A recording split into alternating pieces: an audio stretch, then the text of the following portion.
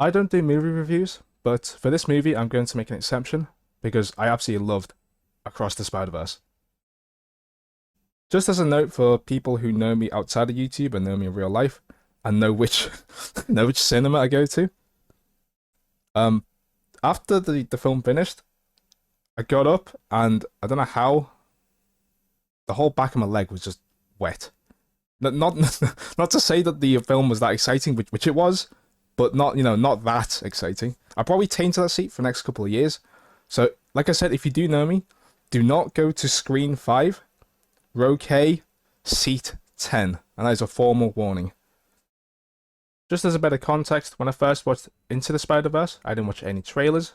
I had no prior feelings about it.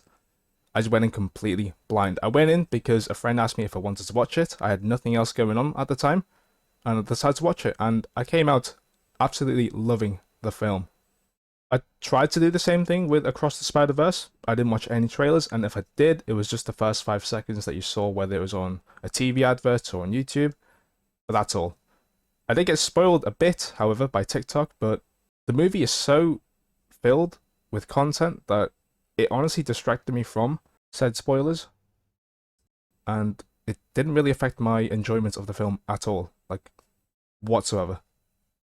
If you haven't already, go ahead and watch Into the Spider-Verse. Not only is this movie a direct sequel to it, Into the Spider-Verse by itself as a standalone is also very good. The first thing I want to talk about is the soundtrack. It is on another level. It's very similar to Into the Spider-Verse in the fact that it's able to set the tone really well, and it also fits the action set pieces across the entirety of the film. There was not a single second I thought that the music felt out of touch or felt out of place. And if that were the case, I would have picked up on it, but I did not pick up anything like that whatsoever. Character themes are also very good in my opinion. Miguel O'Hara's Spider-Man 2099 theme is probably one of the highlights of the film in terms of a music standpoint, and it very much feels akin to the Prowler's theme from Into the Spider-Verse, in which it just invokes that sense of dread or mystery to the character. The only other thing I have to say about this film that doesn't go too much into spoilers is that the pacing is a much bigger improvement. In Into the Spider-Verse, I felt that the pacing, in my opinion at least, was quite slow at the start, and then it does slowly build up as you go further and further into the film, which is understandable. It is literally an introduction to this new character, Miles Morales. But in this film, we already know about the established universe, so it drops us directly into it, and in the middle, it starts to slow down a bit for character to character interactions, which I find completely fine. The pacing, like I said, is a much bigger improvement, and on top of that, the action that happens in the bits where it's not as slow is relentless. It is insane. I can't say much about it, of course, without going into spoilers, but once it does pick up its pace, it picks it up real quick. I only had two big problems with the film. And when I say big, it's more big personal problems I had. It doesn't do anything to cause the film to be classified as bad, personally. One of them is a spoiler, one of them isn't. The one that isn't a spoiler is tied to the action in the film. Now, I wouldn't say I have bad hearing, but I grew up watching TV with subtitles on, so I missed a lot of dialogue because a lot of the sound design in the action caused me to miss a decent chunk of the dialogue that happens during it. Now, that doesn't really affect much of it. It just means I miss out on some of the quips, which is fine. I'm absolutely fine with that. I will have to rewatch again to see what I did miss in case I did miss anything important. But other than that, though, that's the only problem I had with it without going into spoilers. Okay, spoilies. The first thing I'll say, like I mentioned before, I did not know that this movie was a two-parter. I, I was legitimately sat there looking at the screen, and then when it zoomed in on Gwen's face, I was thinking, why is it taking so long to go into the next scene? And then it just cuts to be continued, and I sat there thinking, oh, okay, I did not know that, and I did not expect 2 hours and 20 minutes to go by that quickly.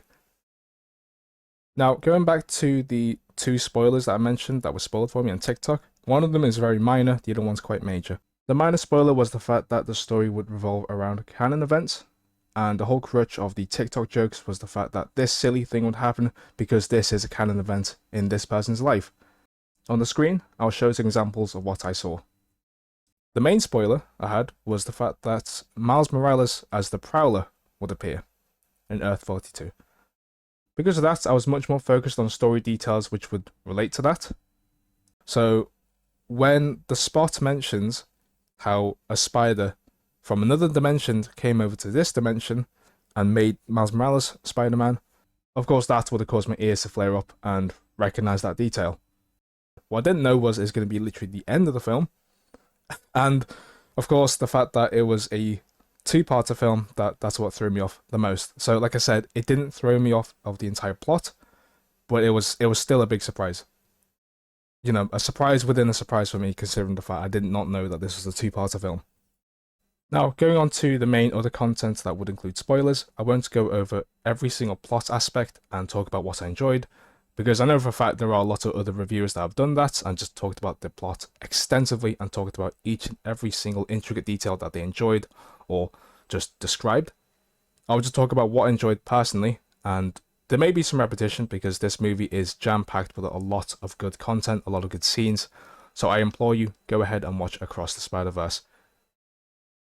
One thing I really enjoyed about it is the fact that you can clearly tell that there is a lot of care put into the story. In Into the Spider-Verse, it's been established that if a character is out of their universe, not in the correct universe, they would glitch out. And the introduction to the spider that bites Miles Morales is shown to do that. So already we're given a hint that the spider doesn't belong in Miles Morales' universe. Going into Across the Spider-Verse, that is made apparent by the fact that the Spot mentions that their first experiment is the one that brought the spider into the universe in the first place, and that is also the spider that wasn't meant to bite Miles, but does so anyway, causing this anomaly to occur.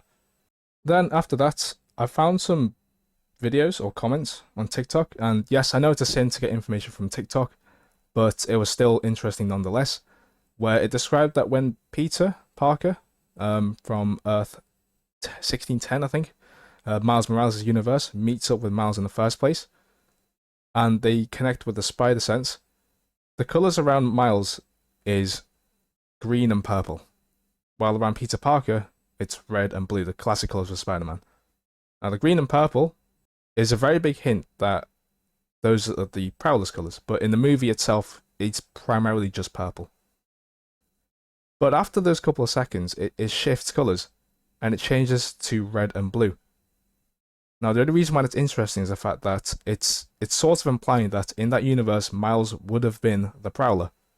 But because of his destiny being shifted, because the spider went to the wrong universe, went to him, and he became Spider-Man, and consequently, Earth 42's Miles Morales doesn't get the spider, he instead becomes the Prowler himself. Which is just another layer of something to think about, considering the fact that this was a whole movie before this one.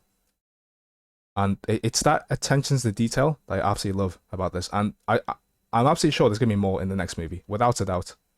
I felt that the story progression was done very well. That is to say, when something happened in the movie, you could look back at prior events and use that as a hint or a guide to explain how or what happened to lead to that event in the first place. This could also be done with a verbal explanation with some visual cues, and it does that rather than just saying it happened off screen or having a character come in and just verbally explain it without giving any sort of visual idea of how it happened. The best example I have from the top of my head is a scene that happens between Miles and Spider-Punk, also known as Hobie.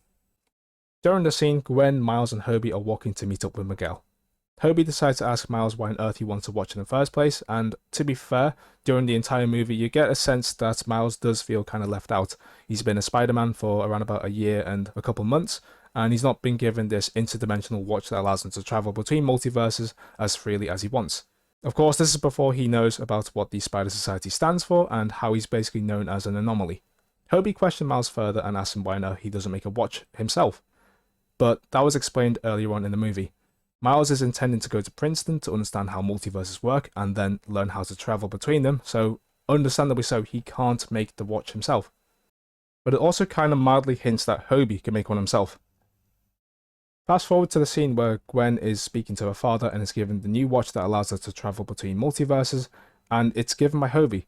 And you know it's given by Hobie because it has the same animation style as him, the newspaper clipping-esque type of animation, and there's also the punk rock aesthetic spikes on there. then that begs the question, when on earth did he make that watch? Because we clearly saw that he ripped his one off when he quit the society. Well, again, that's explained in the movie yet again. Going back to the scene where Hobie and Miles are talking to each other, you see him periodically just ripping stuff off from the Spider Society HQ. And when I first saw that, I thought of it more of as a joke about how he's a rebel and an anarchist, and he just likes to just destroy stuff. But no, piecing together the fact that he asked Miles why he doesn't make one himself, again, given the implication that Hobie himself can make one, from my interpretation, I could be wrong with this, he decided to take this part away from the Spider HQ, make his own watch, and then give that little note to give to Gwen, which said something along the lines of if the plan doesn't go accordingly, or something along the lines of that. Again, I need to watch the movie again to both understand the audio aspects and some of the visual aspects that I might have missed of the movie. My own personal rating / opinion of the film is, I would say that this is a solid 9 out of 10 movie for me. I found it very good, and some of the aspects I didn't enjoy were more definitely personal preferences rather than story preferences, and that's completely fine for me. But I do have one lingering question about the film, and if you do have any ideas or even headcanons about any explanation to it, please leave them in the comments. Now, the question I have is, what actually constitutes as a canon event? We get a pretty good example of what happens when you break a canon event, or stop one from happening, when Miles saves Inspector Singh, and it causes a black hole-esque thing to appear in the universe and start possibly spreading across it and potentially destroy that universe. But one thing I don't understand is, during Miguel's backstory, the whole point is that he tries to find a universe where Miguel in that universe passes away.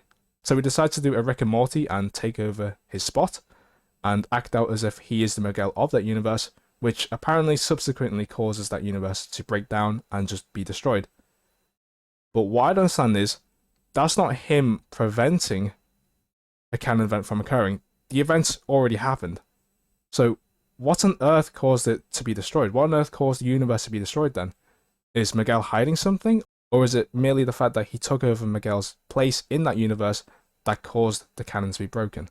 I'm only asking this because if you're going from that logic, then how on earth is Earth 42 not been destroyed yet? Because they haven't had their canon event. So surely the prevention of a canon event from happening in the first place would also cause it to be destroyed, because they don't have their Spider-Man, they don't have their Miles Morales Spider-Man in that universe. I mean, the closest thing I can think about is that the canon event is more of an emotional drive for the Spider-Man of that universe, and Miguel O'Hara 2099 replacing that Miguel O'Hara from that universe subsequently stops that from happening. That would essentially break the canon event. But what about Earth 42? There isn't a Spider-Man to experience that, and I'm assuming the canon event has already happened. If it is a parallel to Earth 1610, and the death of Uncle Aaron is subsequently replaced by the death of Miles' father, I guess that would make sense, but again, there is no Spider-Man to experience that, so how does that work? Does it specifically have to be Spider-Man that experiences it, or it just has to be an event that takes place? Also, it isn't explained when he passes away, but the fact that they have the same mural of Miles' father, I forget his name, I think his name's Jeff, I keep forgetting, on the wall, makes me assume that this is taking place at the same time that Uncle Aaron passed away. But other than that, though, I'm pretty sure this is something that'll be left for the third movie. If it isn't, I'm just going to loop back to this video and I'll just be very, very much confused. Otherwise, the only thing I can think about to go into the next movie is how they would progress the story forward. Are they going to find a way to maybe potentially save Earth 42? Because they said it was left in ruins because there is no Spider-Man. But there isn't a spider anymore because it's now left in 1610 in a case labeled deceased. So are they going to introduce some time travel elements, or is Miguel O'Hara going to take the venom from the 1610 universe of the Earth 42 spider? This is getting confusing. And then bring it along to Earth 42 and then inject the current Prowler Miles with it to then get spider powers? But it looks like he's kind of gone the path of the Prowler, of course, and become a villain rather than a hero. So how does that work? And then from that, how are they going to fix this stuff with the Spot? Because technically speaking, the Spot is also causing some of these events to happen, which kind of makes sense, I guess, because it's causing the canon event to happen. but it's from an outside influence. So I'm assuming that as long as the event, the death itself, which is the event of Inspector Singh, happens, that's the canon event fulfilled. But it doesn't matter how it's been fulfilled, whether it's outside influence or it's within the universe itself. Again, it's something that probably needs to be explained maybe in the third movie. If not, it's down to speculation, I guess, and I'll be very, very confused. Other than that, though, have a nice rest of the day.